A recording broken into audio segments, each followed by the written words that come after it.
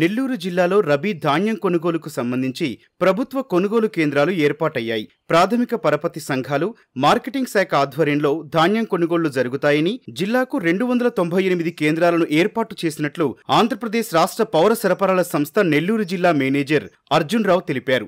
జిల్లాలో 850 కిలోలుండే పుట్టి ధాన్యం ఏ గ్రేడ్ రకానికి మద్దతు ధర 19,720, సాధారణ రకానికి 19,550 మద్దతు ధర ఉన్నట్లు వివరించారు. ధాన్యం అమ్మిన 24 గంటల్లోనే రైతుల ఖాతాల్లో డబ్బులు జమవుతుందన్నారు. అందువల్ల రైతులంతా ప్రభుత్వ కొనుగోలు కేంద్రాల్లో ధాన్యాన్ని విక్రయించి మద్దతు ధరను పొందాలంటూ అధికారులు సూచిస్తున్నారు.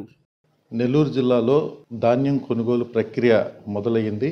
దీనికి మనం నెల్లూరు జిల్లాలో DCO గారి తరఫున, అంటే కోఆపరేటివ్ సొసైటీల తరఫున, మార్కెటింగ్ సొసైటీల తరఫున మనం 298 ధాన్యం కొనుగోలు కేంద్రాలు జిల్లా వ్యాప్తంగా ఓపెన్ చేయడం జరిగింది. కొనుగోళ్లు కూడా మనకి జిల్లాలో మొదలైనవి. జిల్లాలో మొదలైనటువంటి కొనుగోళ్ళు 24 గంటల్లోనే డబ్బులు కూడా రైతులు ఖాతాలో జమ చేయడం జరిగింది. ఇదంతా కూడా ట్రాన్స్పరెంట్ మేనర్లో ఈ కొనుగోలు అనేది జరుగుతుంది.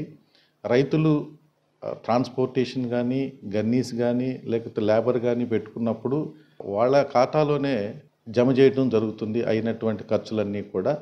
సో గతంలో అలా ఉండేది కాదు. ఇప్పుడు మాత్రం మనకి ఈ కొనుగోళ్లు జరిగిన వెంటనే ఈ GLT అనేటువంటిది, గన్నీ లేబర్ ట్రాన్స్పోర్ట్ అనేటువంటిది రైతుల ఖాతాలోనే డైరెక్ట్గా జమ చేయడం జరుగుతుంది. అదేవిధంగా ధాన్యం డబ్బులు కూడా గవర్నమెంట్కి అమ్మినటువంటి 24 గంటలు లేదా 48 గంటల్లో మనకి రైతుల యొక్క ఖాతాలో నేరుగా జమ చేయడం జరుగుతూ ఉందన్నమాట. సో అందుకని ప్రతి ఒక్క రైతు కూడా తమ పండించినటువంటి ధాన్యాన్ని గిట్టుబాటు ధరకి ప్రభుత్వం కొనుగోలు కేంద్రాల ద్వారా అమ్ముకోవాలని చెప్పేసి తెలియజేయడం జరుగుతూ ఉంది. జిల్లా పౌర సరఫరాల సంస్థకి కమాండ్ కంట్రోల్ రూమ్ ఓపెన్ చేసి టోల్ ఫ్రీ నెంబర్ కూడా మనం ఏర్పాటు చేయడం జరిగింది. నెల్లూరు జిల్లాలో పుట్టి అంటే 850 కేజీలండి. దానికి మనం 19,720 రూపాయలు మనం గ్రేడ్ ఏ రకానికి ఇస్తూ ఉన్నాము.